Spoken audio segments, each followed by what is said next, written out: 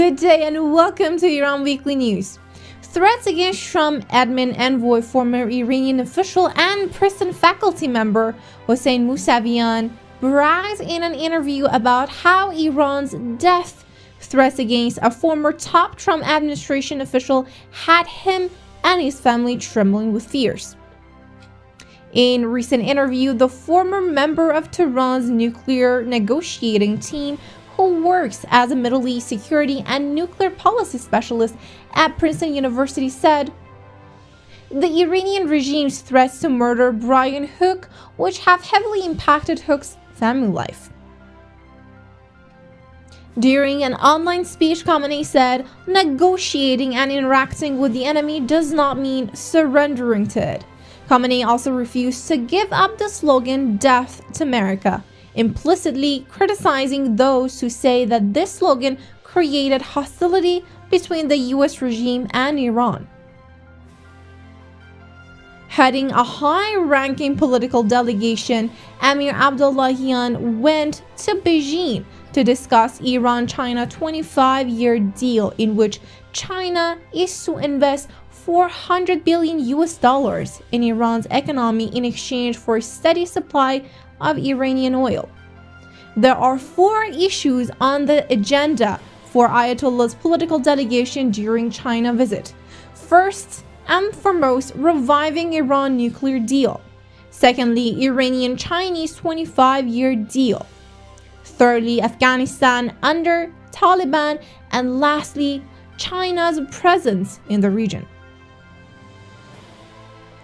Ebrahim Raisi, dubbed the Butcher of Tehran, said Iran's oil exports have increased by 40% and revenues from the exports are returning to the country as we are pursuing a dual-track policy of circumventing US sanctions.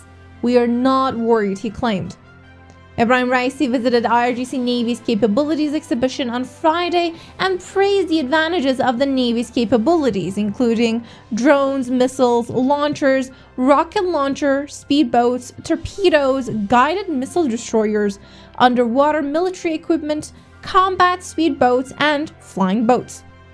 He also inaugurated the first super heavy oil refinery in Iran's Kashm Island, one of the world's largest islands that are located in the Persian Gulf, as Tehran moves ahead with plans to develop its massive petroleum.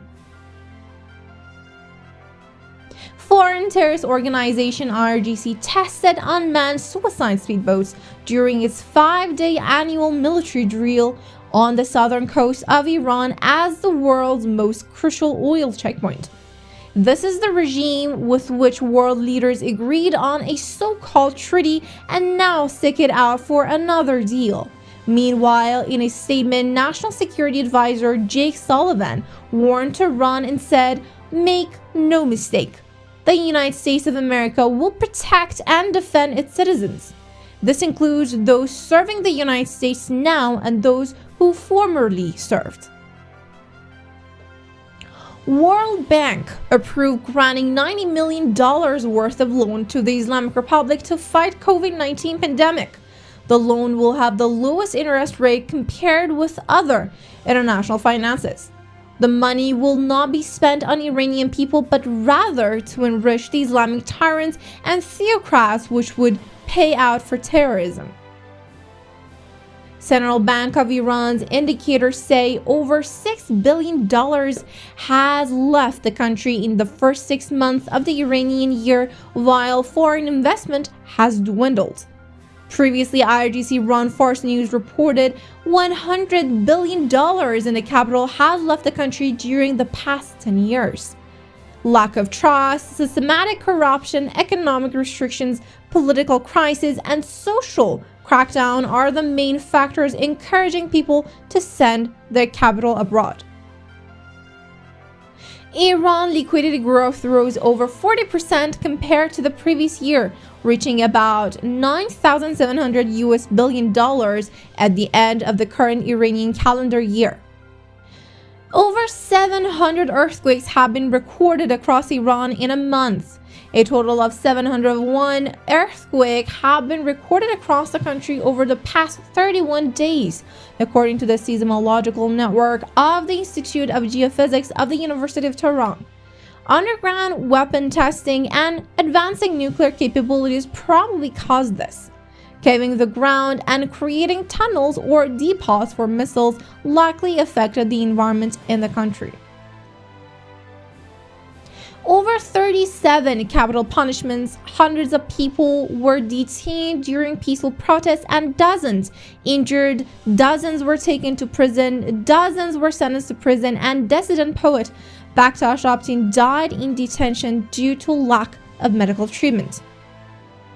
In a statement, 180 members of the parliament-backed net restriction asked Raisi's administration and judiciary departments to take another step toward restricting the internet in Iran.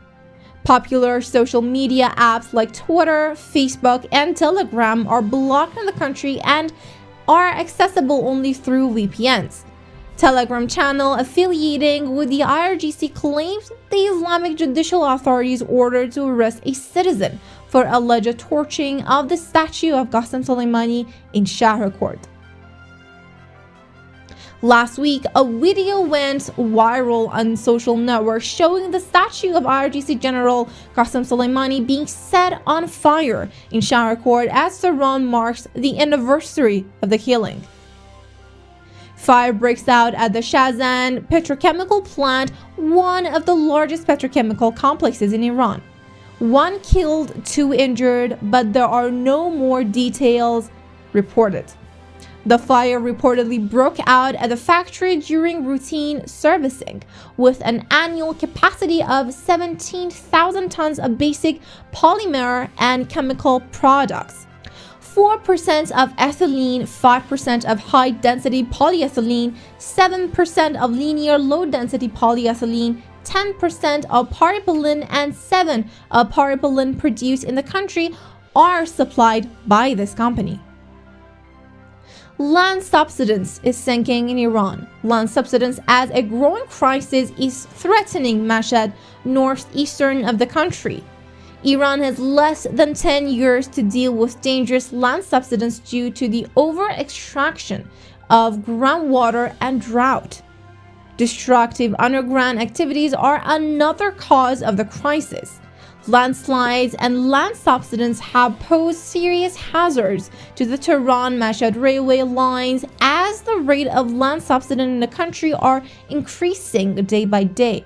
In 2021, an official said land subsidence is a disaster and a silent earthquake that can lead to political and security crisis. Over 70% of people in the Iranian capital live under the housing poverty line, spending over 80% of their income on housing. People in Iranian metropolitans rent out rooftops, basements, backyards, and even share homes because of poverty. In 10 years, the prices of land in Tehran soared by 40 times and home prices have risen 20 times. People are forced to sleep in high-speed buses at night as housing costs in Iran rise. In Iran, food and housing expenses have risen to 700% in the past 6 years, while wages went up by around 270%. While the Ayatollah spend billions annually to support terrorists and rogue regimes, Tehran also bankrolls its proxies and militia groups throughout the Middle East. And that was all for this week. I'm Kate, and thank you for the privilege of your time.